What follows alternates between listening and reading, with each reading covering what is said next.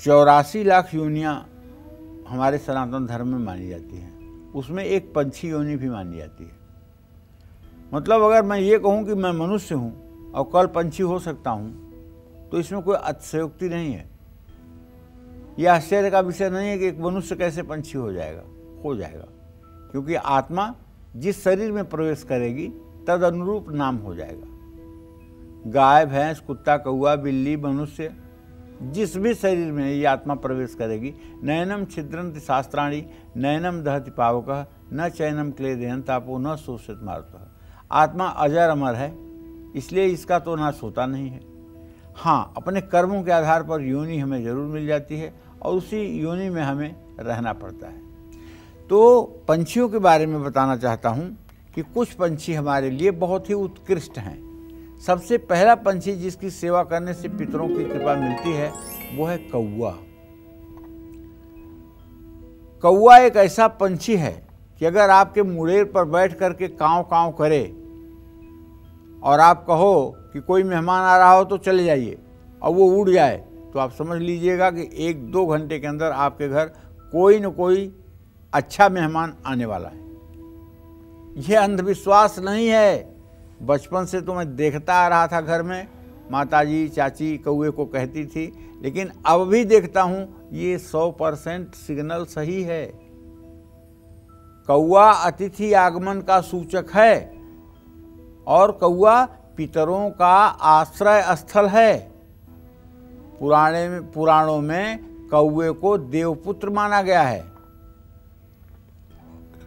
क्योंकि इंद्र का बेटा जयंता जो था वो भी कौवा बन करके माता सीता को चोंच मारा था। सीता चरण चोच हति भागा मंद बुद्धि अति बायस कागा। कौवा शनिदेव का वाहन भी है और वायु तत्व का प्रतीक भी है। कौवा दिशाओं का फलित भी बताता है।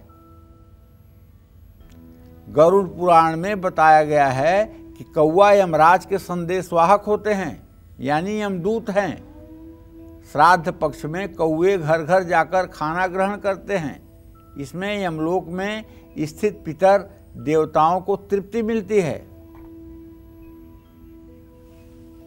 पुराणों के अनुसार कौवे ने अमृत का स्वाद चख लिया था, इसलिए इस पक्षी की कभी स्वाभाविक मृत्यु नहीं होती है। हाँ, कौवा बीमार होकर कभी नहीं मरता है, ये बात बहुत अच्छी तरह से जान लीजिए। कोई बीमारी या वृद्धावस्था में से भी इसकी मौत नहीं होती है, ये सत्य है। इसकी मृत्यु हर समय आकस्मिक रूप से होती है। जिस दिन किसी कौवे की मृत्यु हो जाती है, उस दिन उसका कोई साथी भोजन नहीं करता है।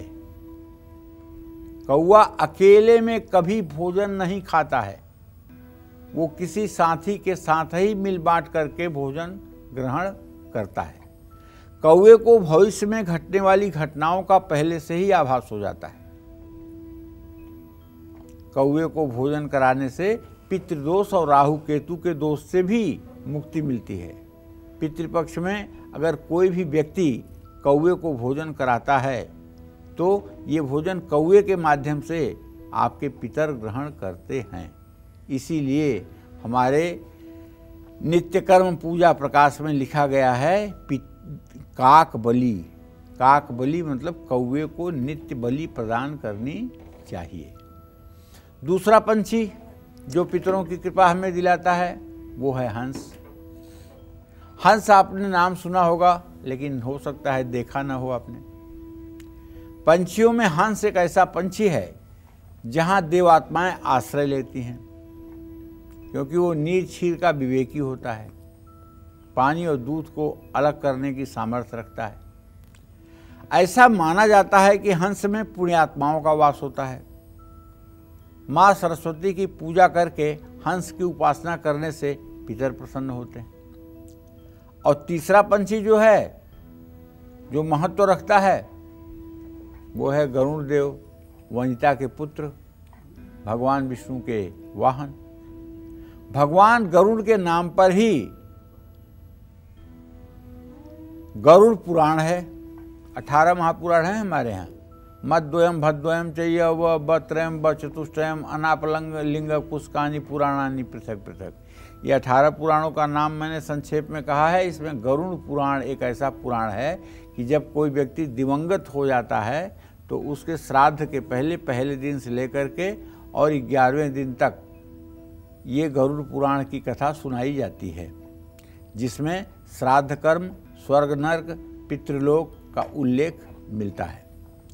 पंछियों में गरुड़ को बहुत ही पवित्र माना गया है, पंछियों का राजा माना गया है। भगवान विष्णु की पूजा में गरुड़ की पूजा करने से पितर प्रसन्न होते हैं। कागभुसुंडी गरुड़ संवाद आप रामचरितमानस में जरूर पढ़िएगा। कागभुसुंडी और गरुड़ का संवाद जब आप पढ़ेंगे, गरुड़ के प्रश्न और कागभुसुंडी के उत्तर आप पढ़ेंगे तो आपकी आंखें खुल जाएंगी और आपको लगेगा कि सचमुच में जीवन जीने का आधार क्या होना चाहिए। जय मां विंध्यवासिनी।